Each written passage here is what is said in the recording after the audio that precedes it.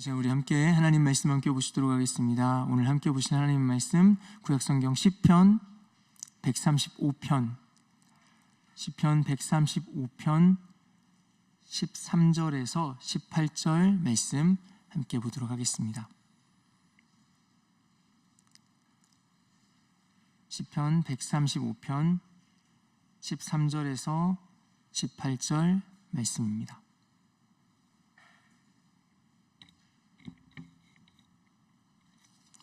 말씀을 한 절씩 교독해서 보시도록 하겠습니다. 여호와여, 주의 이름이 영원하시니이다. 여호와여, 주를 기념함이 대대에 이르리이다. 여호와께서 자기 백성을 판단하시며 그의 종들로 말미암아 위로를 받으시리로다. 열국의 우상은 은금이요 사람의 손으로 만든 것이라. 입이 있어도 말하지 못하며 눈이 있어도 보지 못하며 귀가 있어도 듣지 못하며 그들의 입에는 아무 호흡도 없나니 그것을 만든 자와 그것을 의지하는 자가 다 그것과 같으리로다. 아멘. 무엇보다 먼저 하나님 앞에 말씀의 자리에 또한 기도의 자리에 나와서 이 하루를 시작하시는 우리 모든 성도님들 가운데 하나님 주시는 놀라운 동행하심의 역사가 이 하루 가운데 충만하시기를 주의 이름으로 축원드립니다. 시편은 여러분 아시는 것처럼 찬송으로 가득한 책입니다.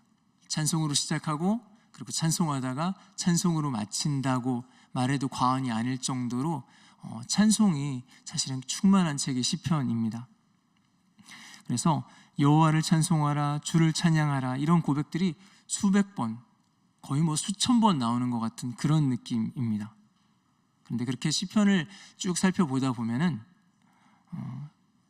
너무 찬송하라 찬송하라 반복되다 보니까 그냥 원래 찬송해야 되는 것인가 보다, 인간은 원래 그래야 하는 것인가 보다라고 그냥 그렇게 시편을 읽게 되고 반복해서 보게 될 때가 있습니다. 어떤 사람들에게는 이 시편이 너무 열정적인 고백이기 때문에 이렇게 열정적인 시인의 고백이라서 시인이 굉장히 신앙이 좋은가 보다, 아니면은 어떻게 보면 이거는 열성적인 기독교인이라서, 아니면 어떤 종교적인 열광으로 보이기까지 하는 그런 내용들이 사실은 시편에 쭉 이렇게 찬양하라 찬양하라 여호와를 찬양하라 이어지고 있습니다. 그래서 오늘 말씀을 볼 때는 굳이 왜라는 단어를 붙여서 오늘 말씀을 살펴보았습니다. 그 왜라는 질문을 붙여서 왜 여호와를 찬송하라고 할 것인가, 도대체 왜, 어떤 마음이기 때문에 이렇게 하나님을 찬양할 것인가, 함께 말씀을 그렇게 살펴보고자 합니다. 오늘 말씀 시편 135편은 시작부터 역시 우리 예상한 것처럼 하나님을 찬양하라 라고 시작하고 있습니다. 그렇게 찬양하라, 주님을 찬송하라 선포하고 있는데요, 그 이유가 3절에 처음으로 나오기 시작합니다. 3절 말씀에 이렇게 고백합니다. 여호와를 찬송하라, 여호와는 선하시며 그의 이름이 아름다우니 그의 이름을 찬양하라. 여호와께서 선하시다고 말씀합니다. 그의 이름이 아름답다고 말씀합니다. 그러니까 여호와를 찬송하라 고백합니다. 하나님이 도대체 무슨 일을 하셨기 때문에 하나님을 아름다우시다고 선하시다고 고백할까요? 하나님이 어떤 일을 행하셨기 때문에 그 이름마저 아름답다고 고백하고 선포하고 있을까요? 4절에 그 내용들이 이어집니다. 여호와께서 자기를 위하여 야곱 곧 이스라엘을 자기의 특별한 소유로 택하셨음이로다 말씀합니다. 하나님께서 이스라엘 백성들을 자기의 특별한 소유 삼으셨다고 말씀합니다.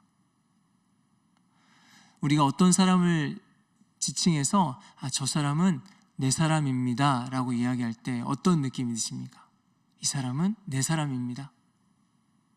그 사람을 그냥 아무렇게나 부를 때 그냥 그 사람은 내 사람입니다 라고 부르지 않습니다. 내 마음에 그 사람을 품었을 때, 내 마음 가운데 그 사람을 그렇게 사랑하고 받아들였을 때 이 사람은 내 사람입니다 라고 표현합니다.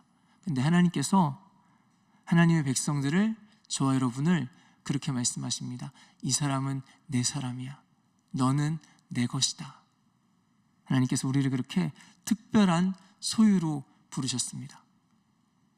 하나님과 우리와의 이 관계가, 하나님과 우리와의 이 사이가 새롭게 시작됩니다. 특별한 관계로 거듭납니다. 우리가 누군가와 특별한 사이가 되면은 자연스럽게 따라오는 어떤 증세가 있습니다. 눈에 콩깍지가 씌이게 됩니다. 그 사람을 바라볼 때 그 사람의 어떤 모습도 아름다워 보입니다. 선해 보입니다. 좋아 보입니다. 그래서 오늘 말씀에 고백하는가 봅니다. 여호와는 선하시고 그 이름이 아름다우시다. 시인은 그렇게 하나님과의 관계를 계속해서 고백하고 있습니다. 근데 오늘 말씀에 굉장히 인상 깊었던 표현 중에 한 가지가 5절에 나옵니다. 5절 이렇게 말씀합니다. 내가 알거니와 여호와는 위대하시며 우리 주는 모든 신들보다 위대하시도다. 5절 이렇게 시작하네요. 내가 알거니와, 내가 안다고 고백합니다. 아마 우리 하나님은 위대하신 분일걸 하고 추측하지 않습니다. 내가 안답니다. 내가 분명히 아는데, 내가 겪어봐서 아는데 우리 하나님은 이런 하나님이셔. 우리 하나님이 참 위대한 분이셔. 우리 하나님이 참 좋은 분이고 선하신 분이셔. 내가 알아. 내가 그분을 겪어봐서 알아. 이 짧은 한마디가 사실은 그냥 고백할 수 없습니다. 어디 가서 책으로 잠깐 보고 들어서 누가 얘기해 줬는데 그런다더라 하는 고백이 아닙니다. 본인이 하나님과 함께한 그 삶의 경험이 있습니다. 그 함께한 특별한 교제의 경험이 있습니다. 그 관계를 가지고 함께 살아왔습니다. 그런 경험이 있을 때 고백할 수 있습니다. 내가 알거니와, 나는 알아. 우리 하나님이 이런 분이죠. 하나님과의 그 특별한 관계를 마음껏 경험해보고 자신 있게 내가 아는데 우리 하나님 이렇게 멋진 분이셔. 우리 하나님 이렇게 선한 분이셔. 고백할 수 있는 저와 여러분들 되시기를 주의 이름으로 축원드립니다. 그렇게 이어서 하나님께서는 하나님이 하신 일들을 오늘 말씀에는 계속해서 고백하고 나열하고 있습니다. 구체적으로 얘기해주고 있습니다. 5절부터 12절에 나오는 내용들이 그렇습니다. 하나님께서는 천지와 바다와 이 모든 것들을 주관하셨다고 말씀합니다. 그리고 안개를 일으키시고 번개를 내시는 그런 하나님이시라고 말씀합니다. 애굽의 처음 것들을 치셨습니다. 그리고 애굽 왕에게, 그 신하들에게 하나님의 놀라운 기적과 이적들을 보이셨습니다. 하나님의 백성들을 건져내시기 위해서 놀라운 이적들을 행하셨습니다. 그리고 수많은 땅에 하나님께서 많은 나라들을 치셨습니다. 그 왕들을 치셨습니다. 그리고 그 땅을 당신의 백성들에게 주셨습니다. 가만히 보면은 이 하나님이 하신 이 위대한 일들은 일관성이 있습니다. 하나님의 백성들을 위해서 하나님 하신 일들입니다. 특별한 관계 안에서 내 사람들을 위해서, 내 소유된 그 백성들을 위해서 하나님이 하신 일들입니다. 그래서 이것을 보면서 그런 마음이 들었습니다. 마치 사랑하는 사람을 두고 있을 때 그 사랑하는 사람이 내게 해준 어떤 이벤트들을 하나하나 나열하는 것 같은 그런 마음이었습니다. 내가 사랑하는 하나님이 나에게 이것도 해주셨고, 이것도 해주셨고, 이것도 해주셨고, 이것도 해주셨습니다. 하나님 나를 그렇게 사랑하십니다. 그런데 더 감동적인 것은 6절의 고백이었습니다. 6절 이렇게 고백하고 있습니다. 여호와께서 그가 기뻐하시는 모든 일을 천지와 바다와 모든 깊은 데서 다 행하셨도다. 다시 한번 보겠습니다. 여호와께서 그가 기뻐하시는 모든 일을 천지와 바다와 모든 깊은 데서 다 행하셨도다. 우리 하나님이 이 모든 위대한 일들을 행하셨습니다. 그리고 이 모든 일들을 하나님의 사람들을 위해서 행하셨습니다. 그런데 이 모든 일들을 행하시는데 이 모든 일들을 뭐라고 말씀하시냐면은 그가 기뻐하시는 일이라고 합니다. 여러분, 어떤 사람을 너무너무 사랑하고 아끼게 되면은 그 사람에게 선물을 주고 싶어집니다. 그런데 사실은 선물을 주게 될 때는 그 선물을 받는 사람에게 이득입니다. 그 받는 사람이 그 선물을 받아서 기분이 좋고 기뻐할 것입니다. 보통 그게 당연합니다. 그런데 너무너무 많이 사랑하는 사람을 우리 가운데 품게 되면은 그리고 그 사람에게 선물을 준비하고 선물을 주게 되면은 더 기뻐하는 사람은 이 선물을 주는 사람입니다. 그 기쁨이 더 큽니다. 이 선물을 준비할 때부터 기쁩니다. 어떤 선물을 줄까? 어떤 걸 더 좋아할까? 어떤 게 필요할까? 고민하는 그 순간순간이 기쁨이 됩니다. 그리고 그 사람에게 선물을 하는 그 시간이 너무너무 기대가 되고, 선물하는 그것이 오히려 선물을 받는 사람보다 이 선물을 주는 사람이 훨씬 더 기뻐합니다. 그런데 오늘 성경 말씀에 하나님께서 우리를 위해서 그 모든 일들을 행하셨습니다. 사실은 그 모든 일들을 행하셔서 이득을 보는 것은 하나님의 백성들입니다. 그런데 그 모든 일들을 행하신 하나님께서 그것을 이렇게 말씀하십니다. 하나님이 기뻐하시는 일을 하셨다고. 우리 좋으라고 하기보다 우리 하나님 마음에 그게 너무나 큰 기쁨이 되었다고 말씀하십니다. 앞서도 하나님께서 4절에 동일하게 말씀하셨습니다. 여호와께서 자기를 위하여서 그 백성을 특별한 소유로 삼으셨다고 합니다. 하나님, 우리와 특별한 관계, 특별한 사이가 되는 것이 너무너무 하나님께 기쁨이 되었다는 것입니다. 우리가 하나님께 그렇게 사랑받은 존재라는 것입니다. 그래서 스바냐에는 이렇게 고백합니다. 너의 하나님 여호와가 너의 가운데 계시니 그는 구원을 베푸실 전능자이시라. 그가 너로 말미암아 기쁨을 이기지 못하시며 너를 잠잠히 사랑하시며 너로 말미암아 즐거이 부르며 기뻐하시리라 하리라. 아멘. 구원받은 것은 우리입니다. 여호와 하나님을 인해서 건진받은 것은 우리인데 오히려 하나님이 더 기뻐하십니다. 우리를 건져내시고 우리를 구원하신 우리 하나님께서, 그 큰 일을 행하신 우리 하나님께서 더 기뻐하십니다. 이런 하나님의 사랑을 받고 느끼니까 우리가 우리 하나님 위대하십니다, 우리 하나님 최고입니다 고백하고 찬양할 수밖에 없습니다. 나를 보시는 하나님의 그 기쁨, 그 사랑을 더 깊이 알게 되시는 저와 여러분들 되시기를 주의 이름으로 축원드립니다.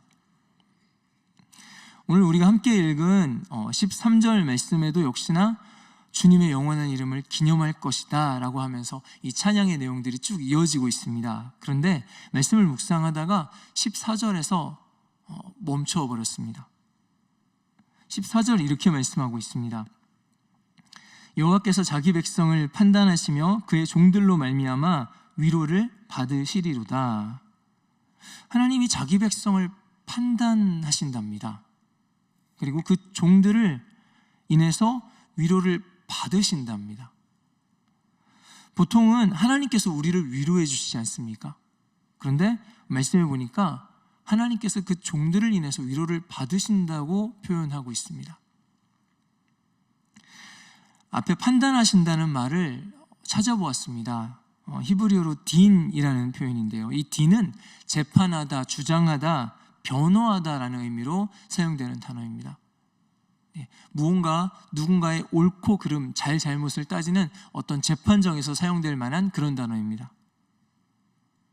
하나님께서 재판장에서 하나님의 백성들을, 조금 솔직하게 표현하자면은 죄 많고 욕심 많고 자기 멋대로인 이 인간들을 어떻게 판단하실까요?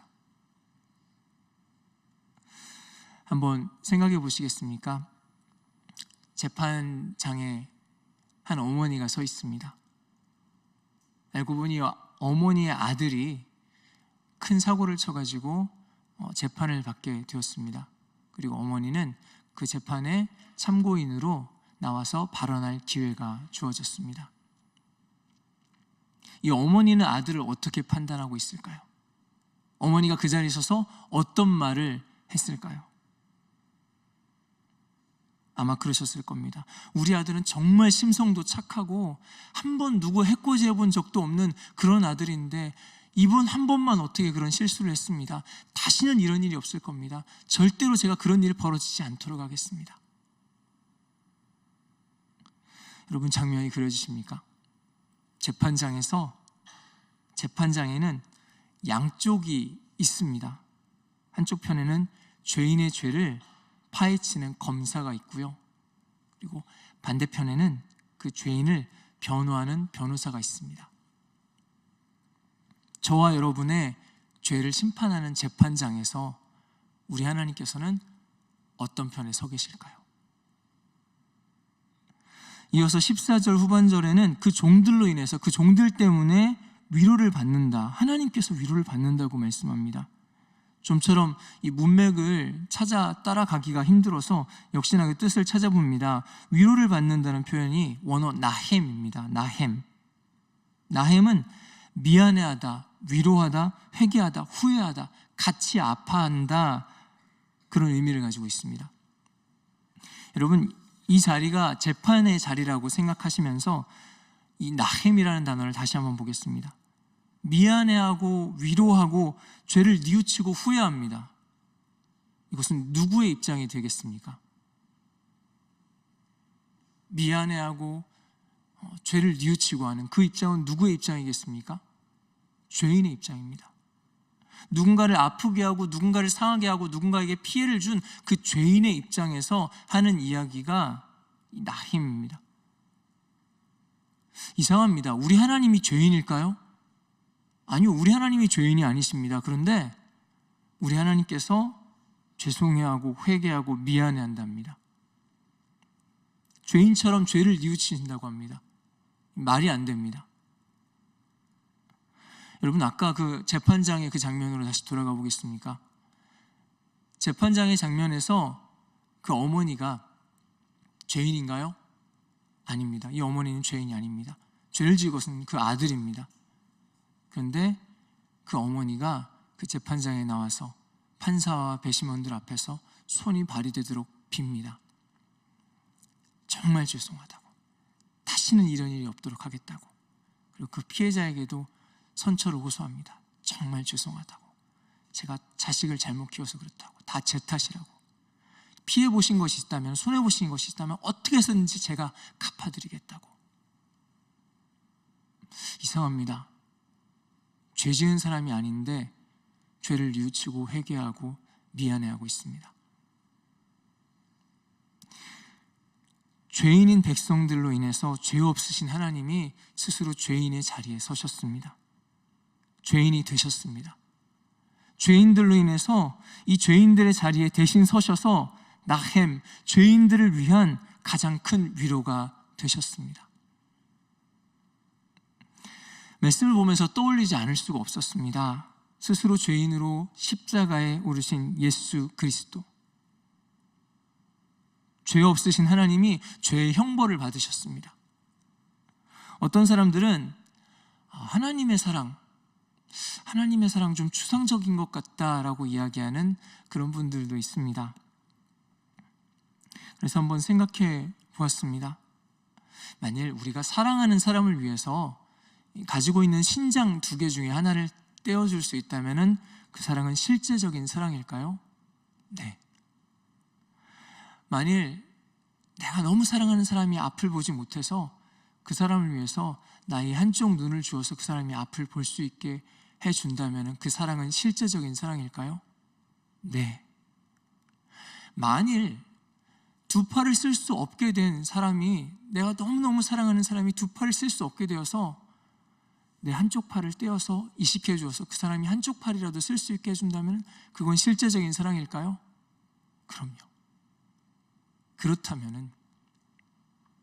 그렇다면 죽을 수밖에 없는 죄인을 위해서 자신의 생명을 내어주셨다면 그것은 실제적인 사랑일까요? 네. 이보다 실제적인 사랑이 있을까요? 아무것도 할 수 없는 우상들이 있습니다. 근데 참 재밌는 것이 이런 우상들은 참 실제적으로 느껴집니다. 금방 눈에 보일 것 같고 손에 잡힐 것 같습니다. 당장 내 삶에 큰 영향력을 미칠 것 같습니다. 그런데 그런 아무것도 할 수 없는 우상들과는 감히 비교할 수 없는 하나님의 사랑입니다. 눈에 보이고 만져지는 것 같은 이 우상들은 실제적인 것 같지만은 우리 삶에 전혀 개입하지 않습니다. 하지만 우리 하나님께서는 자신의 모든 것을 걸고 자신의 생명까지 내어 걸고 우리 삶에 가장 깊숙이 개입하십니다. 결국에는 그 생명을 살리십니다. 그렇게 저와 여러분이 살았습니다.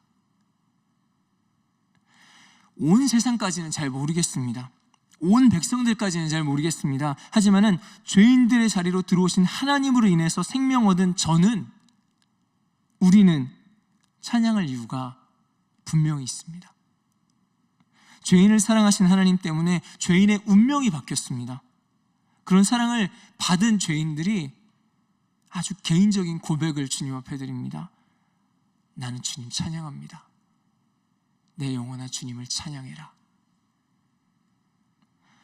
오늘 나를 향한 이 하나님의 사랑을 더 깊이, 더 온전히 알아서 내 삶에 하나님 찬양할 이유가 누구보다도 뚜렷한 저와 여러분들 되시기를 주님의 이름으로 축원드립니다.